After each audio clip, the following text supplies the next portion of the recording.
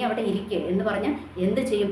ഇന്ന് വളർന്നു വരുന്ന യുവജനങ്ങളെ ഇന്ന് അല്ലെങ്കിൽ അവരെ അവരെ അവിടെ ഇരുത്തുന്ന അല്ലെങ്കിൽ അവരെ ഇരുത്തിക്കളയുന്ന മിനിസ്ട്രി ഇന്ന് പല സീനിയേഴ്സിൻ്റെ ഭാഗത്തു നിന്നും ഉയരാറുണ്ട് അല്ലേ? ഒരുപാട് പേരുടെ വർഷിപ്പ് ലീഡേഴ്സിനെ ഒതുക്കുന്നവരുണ്ട്. ഇന്ന് കഴിഞ്ഞിടയ്ക്ക് ഞാനൊരു കഥ കേട്ടത്, ഒരു കഥയല്ല, ഒരു ഇൻസിഡൻറ്റ് ഞാനൊരു കമൻറ്റ് രൂപത്തിൽ വായിച്ചതാണ്.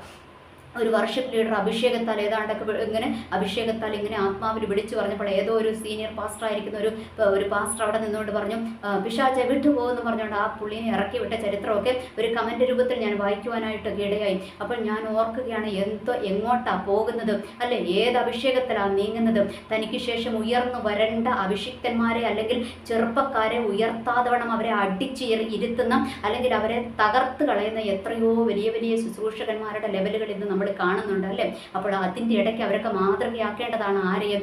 ഏലിയാവിനെ. അപ്പോൾ ഏലിയാവും ചോദിച്ചോ, നിനക്ക് എൻ്റെ അഭിഷേകം പോരടാന്ന് ചോദിച്ചില്ല. കാരണം ഏലിയാവിന് അറിയാം, എൻ്റെ ജീവിതത്തിൽ വെളിപ്പെട്ട കെരീതും എൻ്റെ ജീവിതത്തിൽ വെളിപ്പെട്ട ആ വിധവയുടെ ഭവനവും അതുപോലെ തന്നെ എൻ്റെ ജീവിതത്തിൽ വെളിപ്പെട്ട ആഹാബും ഇസബേലും അതുപോലെ ചൂരച്ചെടിയും ഒക്കെ ഇനിയും ഉണ്ടാകും. അതിൻ്റെ ഡബിൾ സ്ട്രോങ്ങോടെ ഉണ്ടാകും. അപ്പോൾ എനിക്ക് പറ്റിയതുപോലെ ചൂരച്ചെടിയുടെ ചുവട് തിരഞ്ഞെടുക്കാതെ അവിടെ നേരോടെ നിൽക്കുവാൻ, ഒറ്റയ്ക്ക് നിൽക്കുവാൻ, ഏത് ഇസബേലി ശക്തി എഴുന്നേറ്റാലും ഏത് ആഹാബ്യ സ്പിരിറ്റ് എഴുന്നേറ്റാലും അതിൻ്റെ മുൻപിൽ ചങ്കൂറ്റത്തോടെ നിന്ന് ഞാൻ ആരാധിക്കുന്ന ദൈവത്തെ ഉയർത്തണമെങ്കിൽ ഇവൻ എന്തു വേണം?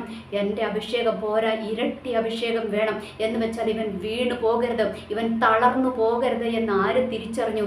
ഏലിയാവ് തിരിച്ചറിഞ്ഞു. അതുകൊണ്ട് ആ ചോദിച്ച പാടെ പറഞ്ഞു, ആ ഇരട്ടി അഭിഷേകത്തിൻ്റെ അനുഗ്രഹം ആരുടെ മേൽ കൊടുത്തു? ഏലീഷയുടെ മേൽ കൊടുത്തു എന്നും നമ്മൾക്ക് മനസ്സിലാക്കുവാനായിട്ട് കഴിഞ്ഞു. ഓക്കെ, അപ്പോൾ ഇന്നത്തെ ദൂതും ഇത് തന്നെയാണ്. ഇന്നത്തെ ഈ കാലഘട്ടത്തിൽ നമ്മൾക്ക് ജീവിച്ചു പോകുവാൻ വേണ്ടിയിട്ട് ഒരു സാധാരണ അഭിഷേകം പോരാ, അല്ലെങ്കിൽ ഒരു സാധാരണ അഭിഷേകം പോരാ. നമ്മൾക്ക് എന്തു വേണം? ഇരട്ടി അഭിഷേകം തന്നെ വേണം. എങ്കിലേ ഇന്നത്തെ ഈ കാലഘട്ടത്തിൽ നമ്മൾക്ക് ജയിച്ചു കയറുവാനായിട്ട് പറ്റത്തുള്ളൂ. ചുറ്റും ടെംപ്റ്റേഷനുകളല്ലേ? ചുറ്റും ഒരുപാട് ടെംപ്റ്റേഷനുകളാണ് നമ്മളുടെ ജീവിതത്തിൽ കടന്നു വരുന്നത്. അപ്പോൾ ഈ ടെംപ്റ്റേഷനുകളെ ജയിക്കണമെങ്കിൽ, അല്ലെങ്കിൽ ലോകത്തിൻ്റെ മോഹങ്ങളെ ജയിക്കണമെങ്കിൽ, അല്ലെങ്കിൽ നമ്മൾക്ക് ഈ ലോകത്തിൽ പിടിച്ചു നിൽക്കണമെങ്കിൽ, നമ്മൾക്കെതിരെ ഉയരുന്ന കൂരമ്പുകളെ, ഒറ്റപ്പെടുത്തലുകളെ, നിന്ദകളെ, കെണികളെ, കുരുക്കുകളെ ഒക്കെ ജയിച്ച് നമ്മൾക്ക് മുന്നേറണമെങ്കിൽ എന്തു വേണം? ഒരു സാധാ അഭിഷേകം പോരാ. നമ്മൾക്ക് എന്തു വേണം? ഇരട്ടി അഭിഷേകം തന്നെ വേണം. ഇന്ന് ഓർക്കുക, ശുശ്രൂഷകന്മാരുടെ ഇടയിലോട്ടൊന്ന് കടന്നു നോക്കിക്കും. ഇവർ ഈ പഴയ അഭിഷേകം കൊണ്ട് ഇരിക്കുന്നത് കൊണ്ടാണ് ഇന്ന് പലരിലും പല ശുശ്രൂഷകളും വെളിപ്പെടാത്തത്. ഇന്ന് കിട്ടിയത് കൊണ്ട് ഇരിക്കുമോ? ഇനി ചിലരെന്താ, ഒന്നും കിട്ടിയിട്ടില്ല, ഇറങ്ങുക. എന്തിനാ ഇറങ്ങുന്നത്? വേറൊരാൾ പറയുന്നത് കോപ്പി അടിച്ച് ലൈക്കും ഷെയറും കമൻറ്റ് സബ്സ്ക്രൈബേഴ്സും കൂട്ടുന്ന ഒരുപാട് പേര് യൂട്യൂബിനകത്തുമുണ്ട്. അതുപോലെ തന്നെ എല്ലാ മേഖലകളിലുമുണ്ട്. ശുശ്രൂഷക്കാരുടെ ഇടയിലുണ്ട്. വേറൊരാൾ പറഞ്ഞ പ്രസംഗം അതേപടി കോപ്പി അടിച്ചിട്ട് മറ്റൊരു സ്റ്റേജിൽ പോയി അതേപടി പ്രസംഗിക്കുന്ന, ഒരു ഉടുപ്പുമില്ലാതെ പ്രസംഗിക്കുന്ന ശുശ്രൂഷക്കാരും